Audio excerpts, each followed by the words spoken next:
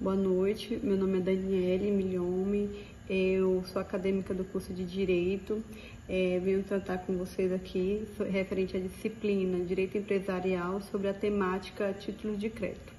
O que são os títulos de crédito? Eles são documentos que representam uma promessa ou uma obrigação de pagamento de uma quantia em dinheiro, normalmente usada no comércio e nas suas operações financeiras. Esses títulos, eles possuem diversos princípios, né, que podemos citar entre esses 8 princípios. Eu vou enunciar aqui 4 desses princípios, que é o princípio da cartualidade, o princípio da literalidade, da autonomia e da abstrução, tá? Os demais princípios, a minha colega de trabalho, ela irá dar continuidade a esses princípios. O que vem a ser o princípio da cartualidade? Esse princípio, ele estabelece que o título de crédito deve ser materializado em um documento físico, que é a cártula. Após o documento, confere ao portador o direito de exigir o pagamento, assim a existência de um título de crédito, dependente da existência do documento que o materializa, tá? Um exemplo: o cheque, ele é um título de crédito que só pode ser cobrado mediante a apresentação deste documento físico à instituição bancária, tá? O outro princípio a ser tratado é o princípio da literalidade. Esse princípio, ele afirma que o conteúdo do título de crédito é o que está expressamente previsto no documento, ou seja, apenas as obrigações e direitos que estão no título podem ser exigidos. Qualquer acordo ou condição extra que não esteja contido no título não é oponível a terceiros. Outro exemplo, com relação ao princípio da literalidade, é se um título de crédito menciona o valor de 1.000, é esse o montante que deve ser pago, tá? Independente de qualquer acordo anterior que tenha sido feito verbalmente ou por outro meio. Outro princípio que é a ser mencionado é o princípio da autonomia. Que vem a ser o princípio da autonomia? Esse princípio, ele significa que cada novo portador do título de crédito tem o direito de recebê-lo, sem ser afetado por problemas ou exceções que poderiam ter sido levantadas contra proprietários anteriores. Isto quer dizer que as obrigações que constam no título são independentes uma das outras e o portador de boa-fé tem o direito de recebimento independente de vícios ou defeitos anteriores.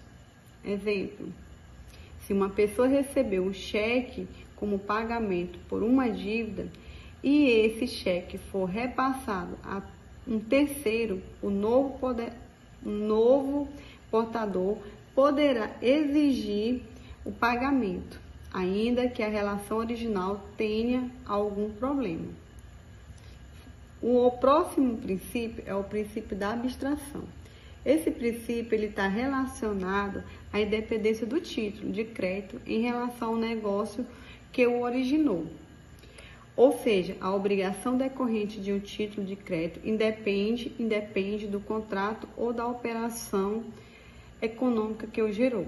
O título que se abstrai do negócio subjacente. Exemplo: se um título de crédito foi emitido para pagar uma compra que, por algum motivo, foi cancelado, o título ainda pode ser cobrado pelo portador de boa-fé, desde que ele não tenha participado do negócio original. Essas foram as minhas considerações com relação a esses 4 princípios dos títulos de crédito. Boa noite, eu sou a Daniele Ferreira, acadêmica do curso de Direito na FABIC. E eu vou dar continuidade na explicação da Daniele Milhome a respeito dos títulos de crédito no direito empresarial. Ela falou a respeito de 4 princípios dos títulos de crédito e eu vou dar continuidade, começando pelo princípio da circulação. Esse princípio, os títulos de crédito são, em geral, criados com a finalidade de circulação, ou seja, para serem transferidos de uma pessoa para outra. A circulação pode ser feita de diversas formas, dependendo do tipo de título, como o endosso, que é para títulos à ordem, cessão para títulos dominativos, ou entregue, que são para títulos ao portador. Exemplo: o cheque, que é um título de crédito à ordem, pode ser transferido de uma pessoa para outra por meio do endosso, que consiste em uma assinatura no verso do cheque, transferindo o direito de recebimento. Princípio da inoponibilidade das exceções. Esse princípio ele complementa o da autonomia, porque ele estabelece que, em regra, o devedor não pode opor ao portador de boa-fé as exceções pessoais que teria contra o credor anterior. Apenas as exceções diretamente relacionadas ao título, elas podem ser alegadas. Exemplo: se o título foi emitido em pagamento de uma mercadoria que não foi entregue, o devedor não pode se negar a pagar o título ao novo portador de boa-fé usando essa justificativa. Princípio da independência.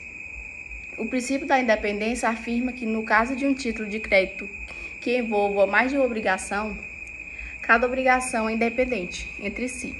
Se houver vários co-obrigados no título, como emitente, avalistas ou sacados, cada um deles é responsável pela obrigação, independentemente das obrigações dos outros.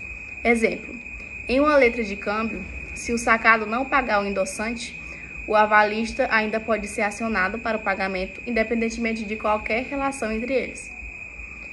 Princípio da formalidade. Os títulos de crédito são os documentos formais, o que significa que devem obedecer a uma série de requisitos legais para serem considerados válidos.